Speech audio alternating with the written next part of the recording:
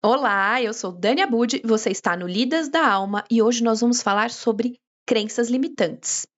Será que o tarô, ele consegue nos dar alguma dica sobre esse comportamento?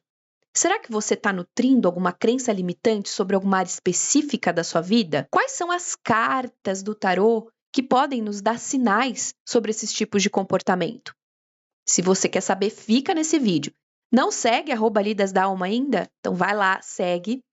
Curte o canal, compartilha esse vídeo para quem você acha que precisa dessa dica e fica aqui comigo para você aprender um pouco mais.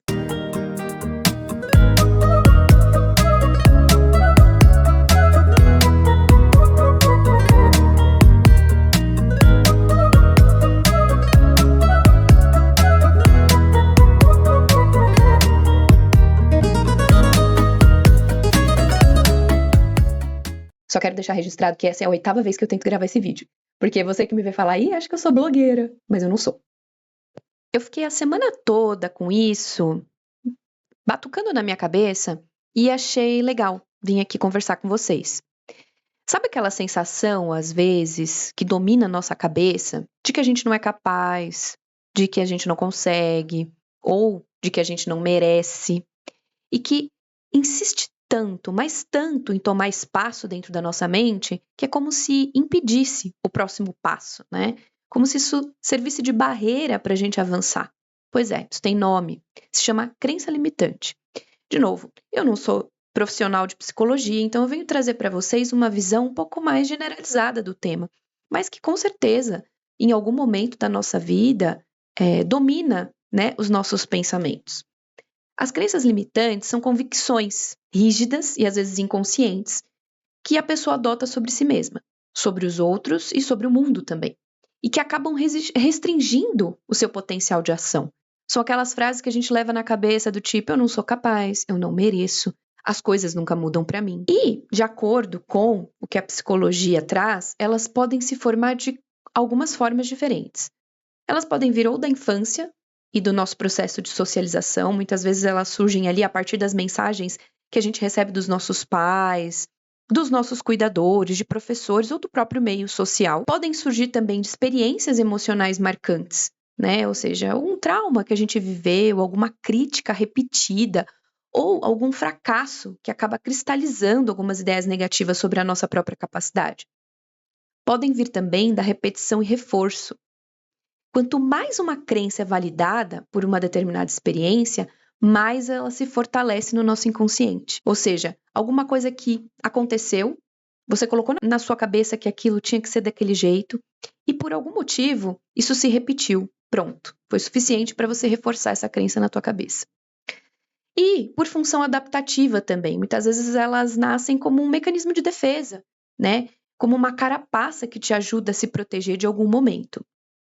Em termos práticos, né, as crenças limitantes são como se fossem óculos que distorcem a percepção e nos fazem viver sempre abaixo das nossas possibilidades. E eu queria trazer para vocês como que o tarô pode trazer isso para gente. De que forma que essas mensagens podem ser transmitidas num jogo? No tarô, as crenças limitantes costumam aparecer normalmente em cartas que falam de aprisionamento mental, de medo, de padrões repetidos, de ilusões que restringem o potencial da pessoa, do consulente. É claro que o contexto da leitura importa, né? Você vai fazer essa leitura de acordo com o contexto, com o método de tiragem que você escolheu e com a situação que o consulente está passando. Mas no tarô, existem algumas cartas que podem te dar algumas dicas sobre esse comportamento, sobre crenças limitantes. A primeira carta que eu trouxe aqui, dos arcanos maiores, é o Diabo. Como que o diabo traz essa mensagem da crença limitante para a gente? O diabo, ele traz a crença limitante traduzida normalmente nas dependências, nas ilusões, né, de poder, de aprisionamento naqueles padrões tóxicos. É aquela crença limitante que fala: eu não consigo viver sem isso. Eu não sou capaz de mudar. Eu não consigo ir adiante sem ele, sem ela, ou sem aquele determinado vício que você adotou como muleta ali, né, para você seguir adiante. O diabo, ele fala muito sobre isso. Outra carta que também pode representar aí esse ambiente das crenças limitantes é a carta da lua. O que a lua fala pra gente? Ela fala de ilusão, daquele medo projetado, de como você distorce a realidade, daquela crença baseada na insegurança, na falta de clareza, de você não conseguir enxergar de forma clara mesmo aquilo que se apresenta na sua frente. Outra carta que pode representar também crenças limitantes, no seu lado mais sombrio, né, na interpretação sombria desta carta, é o pendurado. O que o pendurado fala para nós? Ele simboliza a paralisação, né? Por acreditar que você não tem saída. Ou, pior, que você precisa sempre se sacrificar para conseguir atingir seus objetivos, que precisa ser sempre muito dolorido, todas as experiências que você passa. E lembrando que o pendurado, ele também pode nos falar sobre a dificuldade de enxergar as coisas de outros pontos de vista, né? Então é aquele comportamento um pouquinho mais resistivo, que não te permite enxergar as coisas de um outro ângulo. Outra carta, que é um pouco mais improvável, mas dependendo do contexto ela também pode nos dar algumas dicas sobre crenças limitantes, é a carta da sacerdotisa. Por quê? A sacerdotisa pode mostrar uma pessoa que guarda muito para si, né? Ou que confia demais na intuição e acaba se limitando e não agindo perante o mundo, né? Aquela que está sempre dependendo da intuição para agir de alguma forma. Outra carta, um pouco menos provável, mas que também pode dar uma dica ou outra, dependendo do contexto. Sempre lembrando aqui que vai depender do contexto da tua leitura. É a roda da fortuna. Por quê? A roda da fortuna pode trazer a ideia daquela pessoa que acredita que tudo é destino. Ou seja, eu não tenho controle sobre a minha vida, né? Tudo é o destino. E isso acaba reforçando as crenças de impotência do tipo, eu não tenho potencial suficiente para intervir na minha própria vida. Então, eu deixo a vida me levar, eu acredito no destino. E está sempre ali, colocando as mudanças que normalmente a própria pessoa precisa conduzir como responsabilidade da vida, do destino.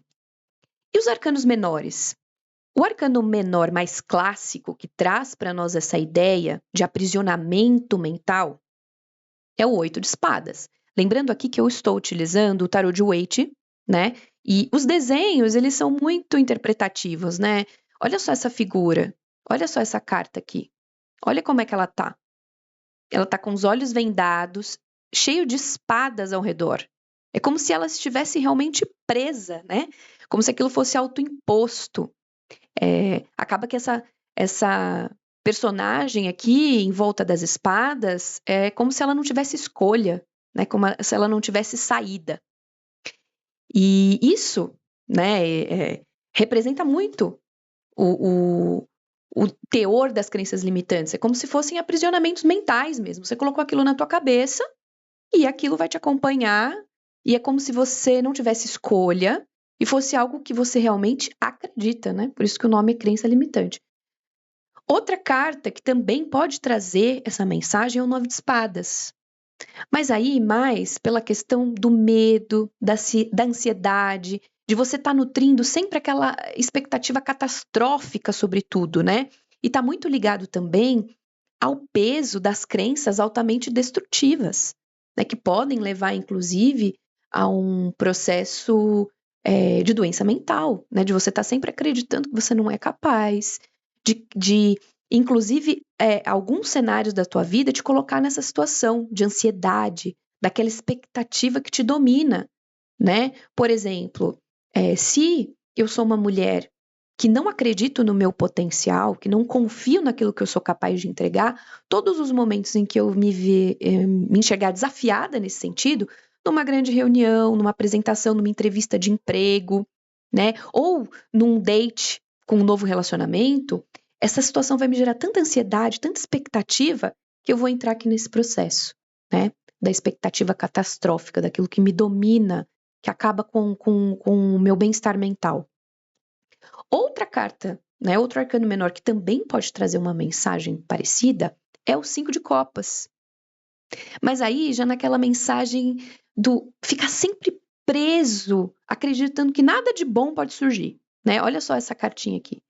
Ele tá triste, ele tá olhando para baixo, ele não acredita mais que nada é possível. É aquela posição que a gente acaba se colocando, às vezes de vitimismo, e falta de esperança, né, no que tem de bom, no que a gente pode entregar de bom, naquilo que a gente pode evoluir, né? Então, essa carta também pode dar alguma dica, de novo, lembrando que você vai precisar analisar todo o contexto. Outra carta, arcano menor, muitas cartas, né? Podem dar essas dicas. Você vê que o tarô te dá um leque aí para você ficar atento nesses sinais. Outra carta que também pode dar uma mensagem importante é o 4 de ouros. Por quê? Olha só essa carta aqui, do Waite Smith, como ele desenha, né? Como a Pamela desenha esse arcano. Ele está segurando, né? Tudo que ele tem. 4 de ouros, ele é apegado. Então, aquele apego excessivo, aquela crença, aquela segurança de que você não pode abrir mão, ou que toda vez que você for arriscar ou abrir mão, você vai perder. Quer um exemplo disso? Sabe aquela pessoa que acha que só vai ser próspera investindo na poupança? Ou guardando dinheiro no colchão? É isso aqui, ó. Eu não posso arriscar. É a pessoa que não acredita em fundo imobiliário, em Bitcoin, em bolsa de valores, não. Ela acredita que ela vai ser próspera assim, ó. Por quê? Porque se ela arriscar, ela vai perder. Se ela arriscar, ela vai perder. Então você acaba se prendendo aqui nessa ideia de ter que segurar tudo que você tem e de que toda vez que você arrisca, você perde. Também é uma crença limitante. Pode também ser um sinal importante para identificar esses sinais. E a última carta, e não menos importante, que também pode dar sinais sobre esse aspecto, é o 7 de copas. Por que o 7 de copas? Pela dificuldade, às vezes, de discernir o que é real, né? Levando as tuas decisões pautadas no auto-engano. Ou seja, qual que é o meu auto-engano? De que eu não sou capaz. Eu nem vou mandar currículo, porque aquela empresa não vai me aceitar. Eu nem vou mandar um oi sumido, porque ele não vai me responder. Né? Então você acaba pautando as suas escolhas, a escolha de ir ou não ir, né? De enfrentar ou não enfrentar, com base nos auto-enganos que você coloca ali como verdadeiros. E eu falei última, mas tem mais uma carta que não é tão evidente, mas eu acho que também revela aí a condição das crenças limitantes que a gente alimenta, que é o 9 de ouros. Né? O 9 de ouros, no seu lado sombrio, ele fala muito sobre a falta de segurança, né? Sobre não acreditar no teu próprio potencial, não acreditar no que você é capaz, não acreditar no que você pode conquistar, né? Então isso também pode trazer uma mensagem. E aí, gente, qual que é a importância? Como que a gente pode trabalhar, né, esse contexto das crenças limitantes, inclusive usando o tarô?